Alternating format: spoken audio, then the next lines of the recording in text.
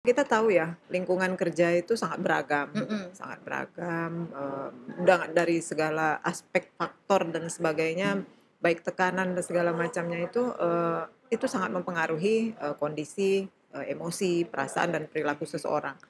Apabila, kondisi tersebut, merupakan stresor atau menekan gitu kepada Mhm. seseorang dan seseorang itu mulai, merasa tidak nyaman atau tekanannya terus-menerus, itu akan mengakibatkan, gangguan tertentu pada seseorang tersebut dan akhirnya menimbulkan gangguan, mental. Ya, akibat tekanan-tekanan dari, eee eee, tempat kerja khususnya, salah satu gangguan mental yang sering dijumpai adalah gangguan cemas gitu. Mmm. Ya, itu paling sering kita jumpai. Sebenarnya pun ada contoh kasus misalkan Mhm ya, Dok, ya, mhm. atasannya oke nih, Mhm misalkan mhm. atasannya Mhm baik, mhm. tidak yang memberi tekanan, Iya. tapi justru malah toksiknya di temennya Iya, gitu. banyak juga terjadi, Iya, sering terjadi itu. jadi kayak ada pergejolakan Mhm. kayak, "Oh, aku mau resign, tapi Mhm. atasanku baik," Mhm gitu, atau mhm. malah sebaliknya nih.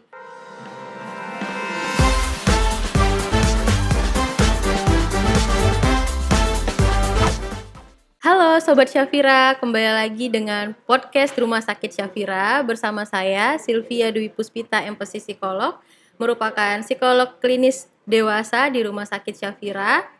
Kali ini kita kedatangan narasumber yang luar biasa nih Sobat Syafira. Kita kedatangan dokter spesialis kejiwaan yaitu Dokter Dewi Afrisanti ya, dokter. Ya, selamat siang. Mungkin dokter boleh perkenalkan dirinya terlebih dahulu. Ya, perkenalkan saya Dewi, psikiater yang bertugas di Rumah Sakit Safira. Oke, ini lumayan menarik nih Sobat Syafira. Akhirnya psikolog bertemu dengan psikiater ya Dok ya.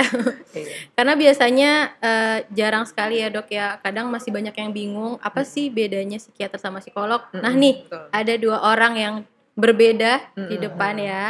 Kali ini kita akan membahas tentang kesehatan mental di tempat kerja ya Dok ya. Iya iya. Karena saat ini kita sedang memperingati Hari Kesehatan Jiwa Sedunia yang jatuh pada tanggal 10 Oktober 2024 ya dokter. Betul. Maka kali ini kita akan kumpas tuntas deh ya terkait kesehatan mental itu seperti apa, kemudian bagaimana sih kesehatan mental di tempat kerja itu, apakah ada kaitannya nih ke tempat kerja yang mungkin kurang baik atau toksik ya Dok ya, Mhm. bagi kesehatan mental karyawannya. Oke. Mungkin, sebelumnya kita mau bahas terkait data dulu ya, Dok, ya. Menurut data indonesia.id tahun 2023, pekerja di Indonesia itu 16%-nya itu mengalami stres di tempat kerja, Dok. Mhm. Memang kalau dibandingkan dengan negara ASEAN lainnya, mungkin Filipina, Thailand, kita itu masuk ke peringkat terakhir ya, Dok, ya. Tapi Mhm. memang Sobat Syafira, walaupun kita berada di tempat peringkat terakhir gitu, bukan berarti kita bisa abai atau acuh terhadap kesehatan mental di Mhm tempat kerja ya, mhm. Dok, ya. Iya. Oke. Nah, sebelumnya nih, Dok, saya Mhm ingin mhm. tanya, sebelum kita mulai ke Oke. intinya, sebenarnya kesehatan mental itu apa ya, Dok? Oke. Iya, ini terkait dengan, peringatan Hari Kesehatan Mental Sedunia. Betul tadi 10 Oktober yang tahun ini, eee, me apa, bertema Mhm, bahwa, ayo kita prioritaskan kesehatan mental di tempat kerja, benar. gitu. Jadi memang, melihat data yang tadi, itu sangat memprihatinkan ya. Kita juga, nggak bisa abai, betul, sama sekali kita nggak bisa abai dengan kesehatan mental terutama di tempat kerja. Nah, bicara tentang kesehatan mental, apa sih kesehatan mental itu? Nah, banyak yang mengatakan, kesehatan mental itu adalah, kondisi di mana seseorang itu, stabil, sehat, baik dari, segi fisik dari segi emosi, perilaku, dan, perasaannya. Nah, kalau misalnya itu, sebenarnya terminologi tentang kesehatan mental ini sangat banyak. Ya, mungkin yang, bisa kita sampaikan bahwa seseorang itu dikatakan sehat mental apabila dia bisa berfungsi secara baik di lingkungannya. Mungkin itu singkatnya, gitu. Oke, Mhm berarti salah satu karakteristik orang mhm bisa dikatakan sehat mental mhm adalah dia bisa berfungsi dengan baik dengan baik di lingkungan masyarakat, baik itu emosionalnya ya Bu ya, kemudian dan perilaku dan perasaan. perasaannya. Oke. Nah, kenapa kesehatan mental itu sangat penting di tempat kerja, Dok? Iya, kita tahu ya lingkungan kerja itu Mhm. sangat beragam, dari segala aspek faktor dan sebagainya, baik tekanan dan segala macamnya itu sangat mempengaruhi, kondisi, emosi, perasaan dan perilaku seseorang. Apabila, kondisi tersebut, merupakan stresor atau menekan gitu kepada Mhm. seseorang dan seseorang itu mulai, merasa tidak nyaman atau tekanannya terus-menerus, itu akan mengakibatkan, gangguan tertentu pada seseorang tersebut dan akhirnya menimbulkan gangguan, mental gitu. Jadi memang kita harus, pedulilah untuk, kesehatan mental ini. Oke, Mhm, karena memang kalau misalkan tadi ya mhm, kata dokter, jika memang banyaknya tekanan, mhm, kemudian akhirnya karyawan itu ya, ini kan mhm, kalau di mhm, tempat kerja kita ya bilangnya kita bicara karyawan ya. tentang di tempat kerja. Iya, Mhm. maka akan mengganggu aktivitas sehari-harinya di tempat Pasti, kerja ya nah, dok di ya. tempat kerja, di luar tempat kerja juga Mm-mm. akan terpengaruh oleh kondisi mental seseorang itu. Nah Mhm, sehingga bisa jadi bukan hanya merugikan diri sendiri ya dok mhm, ya, tapi betul, juga merugikan rekan kerja, kemudian perusahaannya pun juga ikut mhm, terugikan akan kita yang memiliki masalah mental itu iya, ya dok ya. ya akibatnya kan akan menurunkan kinerja Hmm, seseorang itu dan ya mungkin dia akan terkena sanksi dan sebagainya gitu. benar benar benar benar. Nah, kalau misalkan di tempat kerja ya dok ya, yang Mhm, sesuai dengan yang pernah dokter ketahui, mhm. sebenarnya biasanya masalah mental seperti apa dok yang sering ditemui di tempat kerja yang dialami karyawan-karyawan? Iya, sebenarnya sangat beragam ya untuk, masalah dan, kesehatan mental yang timbul di tempat kerja. Ya mungkin salah satunya, bisa jadi datang dari atasan, ya mungkin tekanan-tekanan tertentu atau tekanan-tekanan dari senior, rekan kerja. Apalagi misalnya seseorang itu baru baru baru fresh graduate, baru tamat, kemudian masuk ke tempat kerja yang memang sama sekali berbeda dengan, dunia perkuliahan. Nah, itu juga kadang menjadi stresor juga gitu. Jadi, ya kita kan nggak bisa ini ya, nggak bisa prediksi seperti apa seseorang itu saat masuk, masuk, lingkungan pekerjaan, itu mungkin salah satunya ya. Nah, Oke, itu salah satu faktor mhm, kenapa seseorang bisa mengalami mhm, permasalahan mental ya, Dok, mhm, ya. mhm, Nah, biasanya permasalahan mental apa mhm, yang kebanyakan orang alami, Dok? oh, Apakah stres mhm, atau kecemasan iya atau iya, ada yang depresi oke mungkin, Dok? Akibat dari yang tadi ya, Dok, oke. ya? Iya, akibat tekanan-tekanan dari, eee tempat kerja khususnya. Ya salah satu gangguan mental yang sering dijumpai adalah gangguan cemas gitu. Mmm, Ya, itu paling sering kita jumpai. Bentuknya sih kalau gangguan cemas ini macam-macam, bisa awalnya memang ada kayak serangan panik gitu. Misalnya dia, dianjurkan untuk, "Oh ini kamu harus, menyelesaikan tugas ini." Ternyata iya. dia merasa nggak capable gitu kan. Jadi dia, mengalami serangan panik. Nah, atau gangguan kecemasan lain seperti gangguan cemas menyeluruh, atau bahkan disertai juga dengan gangguan tidur gitu. Nah, kalau pada kondisi yang lebih, jauh gitu, misalnya ada, gangguan, depresi gitu, dan nggak jarang juga kadang kita jumpai ada ditimbulnya gangguan jiwa berat gitu, yang dengan gejala psikotik gitu. Iya iya iya. Nah, Karena memang tadi ya, kalau mhm, misalkan ini kan di tempat kerja, mhm. otomatis dia akan setiap hari bertemu Iya dengan betul. sumber Heeh heeh stresornya, heeh, betul. kemudian tekanan dari rumah Mhm mungkin juga mhm ada mhm gitu ya, Dok. mhm. Bisa jadi yang awalnya mungkin yang tadi dokter Mhm bilang mhm. awalnya cuman kecemasan gitu Iya, ya, bisa berujung dengan psikotik. iya Jadi betul. mungkin Sobat Syafira, psikotik itu adalah, Mhm. sesuatu yang di luar, apa ya namanya, mungkin ada gejala-gejala Mhm. yang Oh iya halusinasi iya seperti itu betul. ya, dokter Dia ya? termasuk gangguan jiwa berat Ya, benar. yang mempengaruhi, penilaian realitas seseorang. Benar, seperti itu. Nah, kalau misalkan seperti itu sudah Masuk cukup kategori gangguan jiwa berat. benar, seperti itu. Nah, kira-kira nih, Dok, Mhm. mmm, ada nggak ya, Dok, kaitannya dengan kondisi tempat kita bekerja, kemudian tekanan pekerjaan, tadi udah dibahas sih sebenarnya kalau masalah tekanan ya dok ya. Relasi di tempat kerja itu dengan kesehatan mental karyawannya. Iya, kalau dilihat ya memang sangat berpengaruh ya, sangat berpengaruh.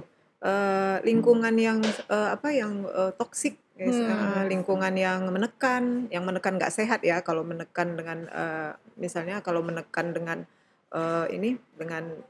positif itu ya akan memotivasi seorang untuk maju gitu.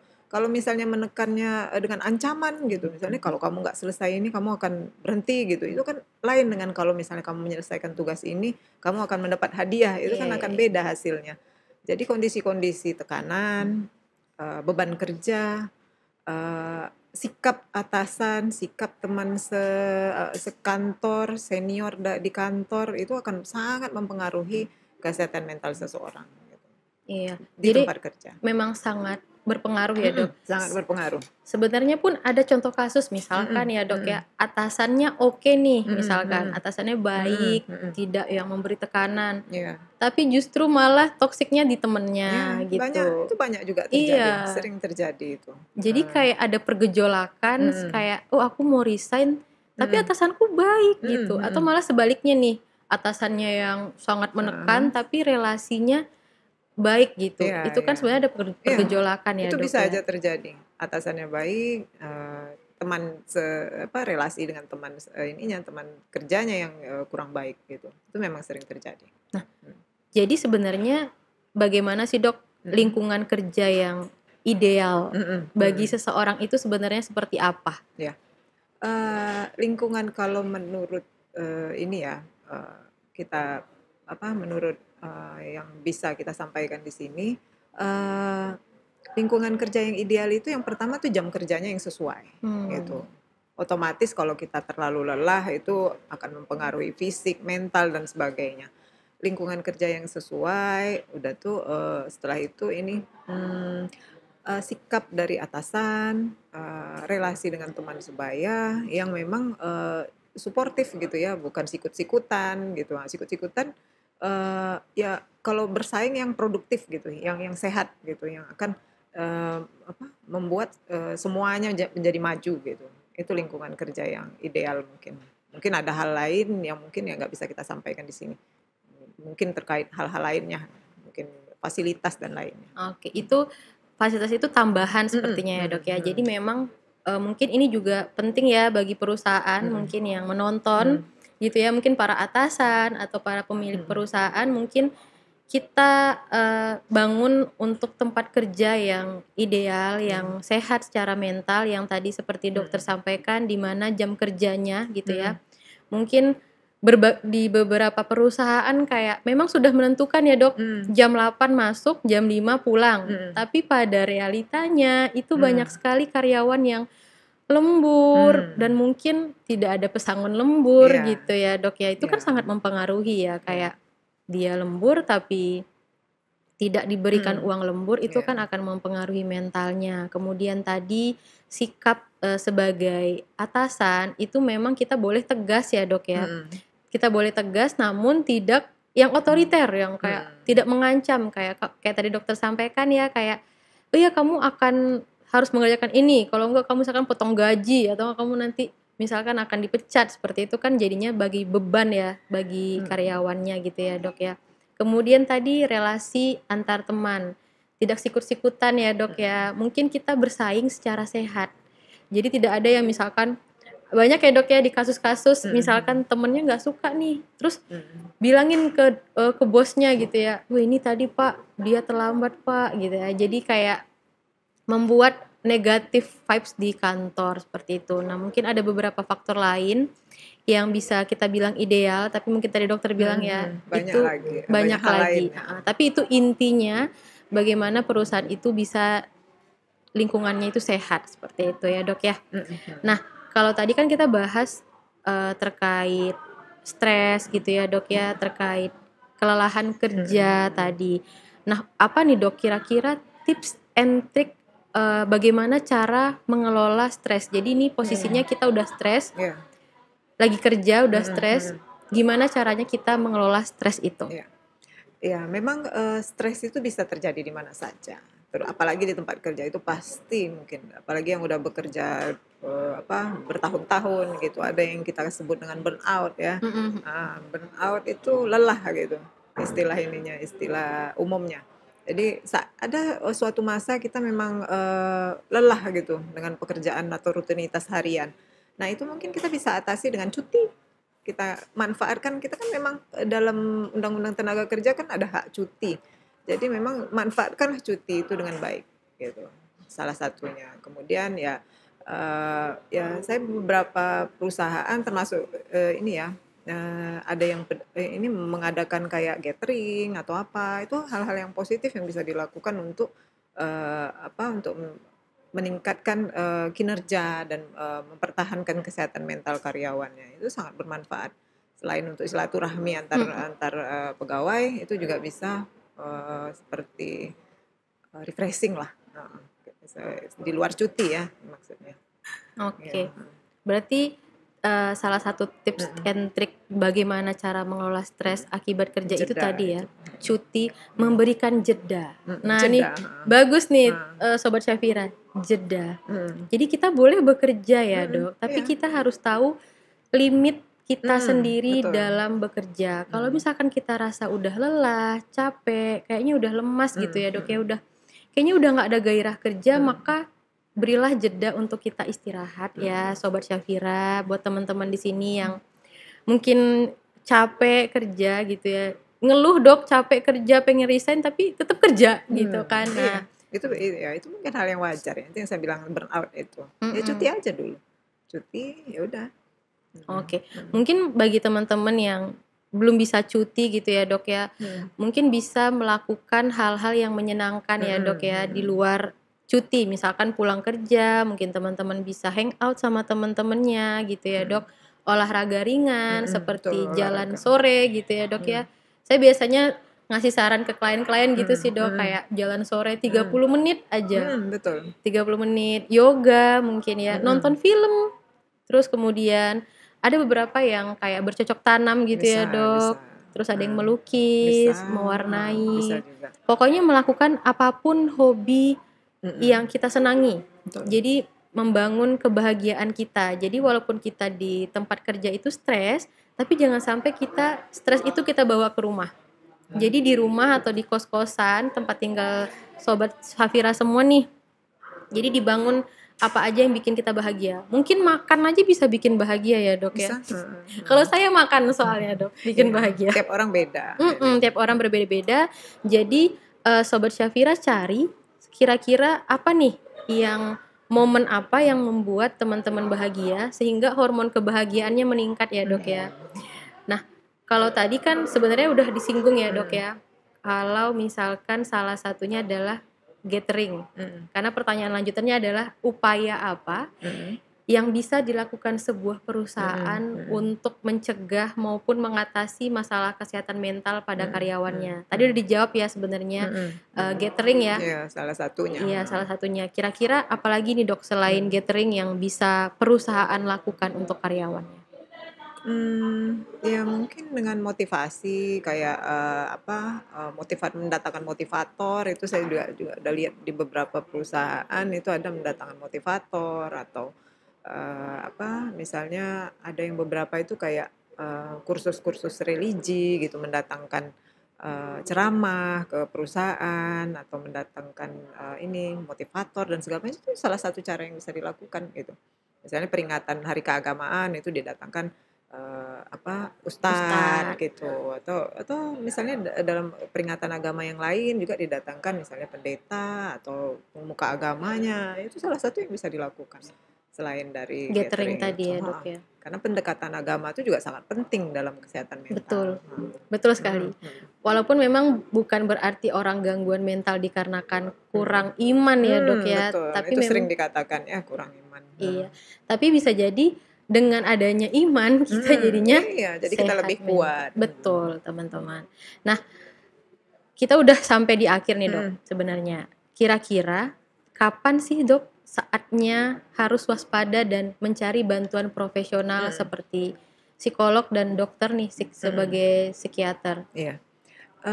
Memang kita menganjurkan, setiap individu yang mengalami gangguan mental apabila sudah mengganggu aktivitas hariannya. Misalnya kalau seorang pekerja itu udah misalnya nggak mau kerja lagi gitu, atau misalnya tidurnya sudah terganggu dan besoknya terlambat kerja.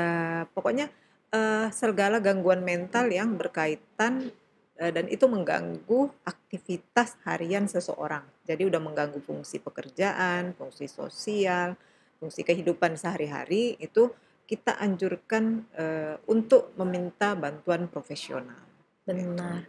Seperti itu ya Mhm, kira-kira Sobat Syafira. Tapi mungkin nih Dok, mhm, sebelum kita akhiri, banyak di luar sana ya mhm, masyarakat mhm, yang masih bingung Dok. mhm, Sebenarnya apa sih bedanya psikolog dan psikiater mhm, gitu. mhm, Karena mhm, mhm, saya sendiri pun mengalami ya Dok mhm, ya. Kalau mhm, misalkan klien nih, misalkan saya butuh obat, mhm. saya mau obat gitu, pengen tidur, pengen tenang. Itu kan bukan Mhm, ranah kita sebagai mhm, psikolog ya Dok ya. mhm, Mungkin boleh Dok mhm, dijelaskan secara singkat saja apa sih sebenarnya perbedaan psikolog dan psikiater dan kapan seseorang perlu ke psikolog ataupun ke psikiater seperti itu. oke. Mungkin nanti, Mbak Silvi tambahin ya. Boleh. Nah, kalau ya mungkin ini sering jadi pertanyaan ya, apa sih beda psikiater, psikolog kok kayaknya sama aja gitu. Nah, ya memang, sebenarnya psikiater dan psikolog itu 2 profesi yang memang berkecimpung di bidang kesehatan mental. Ya. Yang, membedakannya kalau psikiater itu, berdasarkan, profesi medis, maksudnya di sini ada jenjang pendidikan kedokteran dulu, baru melanjutkan pendidikan selanjutnya ke, kedokteran jiwa, dan itu memiliki kompetensi untuk, melakukan pengobatan terhadap, orang yang mengalami gangguan mental.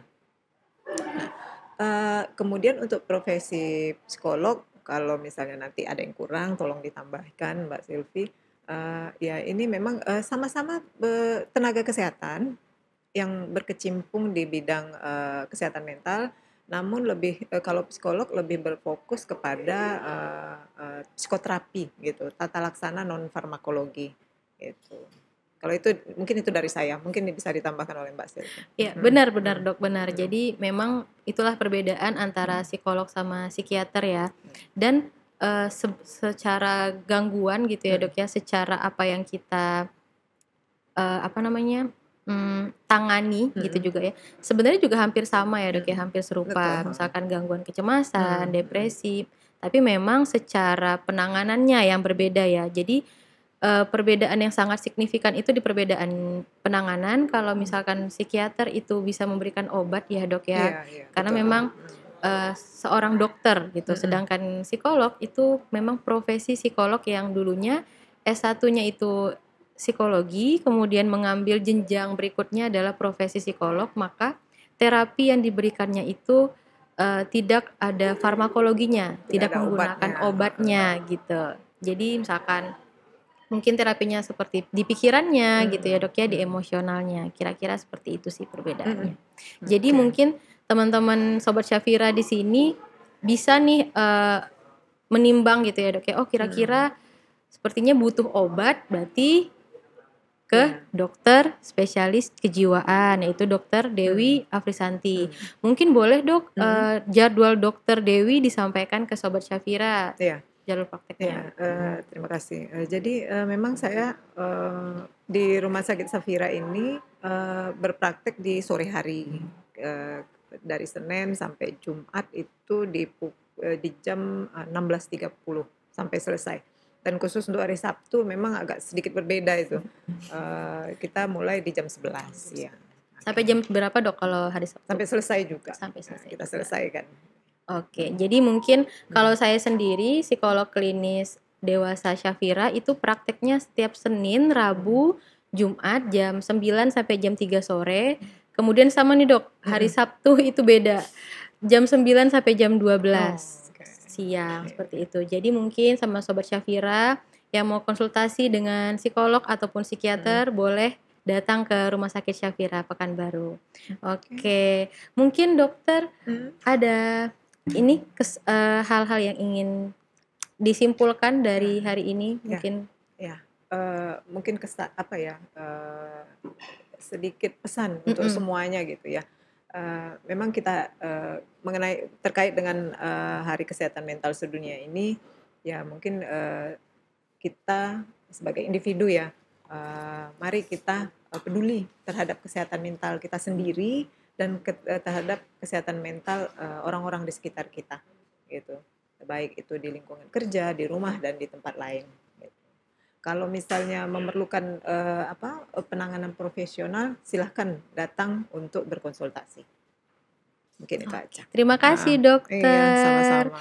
Mungkin saya simpulkan ya Boleh, apa silakan. yang kita omongin dari tadi. Jadi intinya adalah kesehatan mental di tempat kerja itu sangat penting karena tidak hanya merugikan diri sendiri tapi juga merugikan orang lain, apalagi perusahaannya gitu ya.